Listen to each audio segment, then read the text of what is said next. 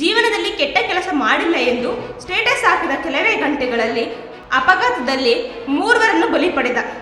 ನಾನು ನನ್ನ ಜೀವನದಲ್ಲಿ ಯಾವುದೇ ಕೆಟ್ಟ ಕೆಲಸ ಮಾಡಿಲ್ಲ ಎಂಬ ಸ್ಟೇಟಸ್ ಹಾಕಿದ ಕೆಲವೇ ಗಂಟೆಗಳ ಬಳಿ ಕಾಂಗ್ರೆಸ್ ನಾಯಕನೊಬ್ಬ ಕುಡಿದ ಮತ್ತಿನಲ್ಲಿ ವಾಹನ ಚಲಾಯಿಸಿ 3 ಬಲಿ ಪಡೆದ ಘಟನೆ ರಾಜಸ್ಥಾನದ ರಾಜಧಾನಿ ಜೈಪುರದಲ್ಲಿ ನಡೆದಿದೆ. ಕಾಂಗ್ರೆಸ್ ಸದಸ್ಯ ಉಸ್ಮಾನ್ ಖಾನ್ ಎಂಬಾತ ಸೋಮವಾರ ರಾತ್ರಿ ಸುಮಾರು 9:45 ಹೊತ್ತಿಗೆ ಜೈಪುರದ ನಹರ್ಗಢ ಪ್ರದೇಶದಲ್ಲಿ ಕುಡಿದ ಮತ್ತಿನಲ್ಲಿ ಕಾರು ಚಲಾಯಿಸಿ 3 ಸಾವಿಗೆ ಕಾರಣವಾಗಿದ್ದಾನೆ.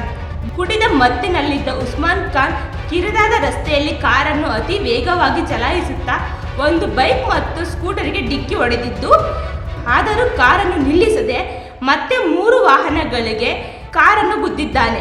ಘಟನೆಯ ಭೀಕರ ದೃಶ್ಯ ಸಿಸಿ ಕ್ಯಾಮೆರಾದಲ್ಲಿ ಸೆರೆಯಾಗಿದೆ. ಪೊಲೀಸರು ತಕ್ಷಣ ಸ್ಥಳಕ್ಕೆ ಧಾವಿಸಿ ಉಸ್ಮಾನ್ ಖಾನ್ ಅನ್ನು ಬಂಧಿಸಿದ್ದಾರೆ.